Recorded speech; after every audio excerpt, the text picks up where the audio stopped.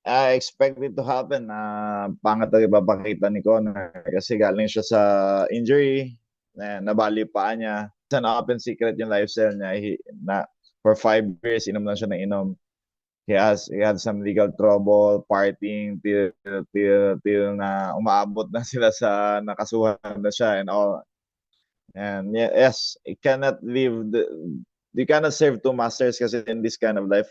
Kasi to be a great fighter like he used to be, kailangan you need to practice self-control, you need to deny your flesh, you need to work hard, you need to have discipline, active ka dapat sa training, pagalingin mo yung craft mo. You cannot just party for 5 years, drink alcohol. Kita ko sa mga interview, may dadala pa siyang cigar eh. So, they cannot do vices pagkatapos you expect na you will fight and ganun ka pa rin katulad ng kung ano ka dati. So I expect na matatalo siya. Di ko na ina-expect na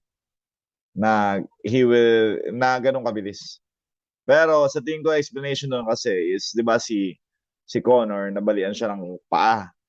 So hindi naman siya sikreto na he took some testosterone or steroids para mabilis yung pag-heal niya. Yun yung ginagawa ng mga athletes niya, especially kinakailangan niya talagang bumalik yung bones niya, yung injury niya, yung lakas ng muscle sa paligid sa bones niya. Nag-roids talaga siya. Kaya siya lumaki din siya ng ganun.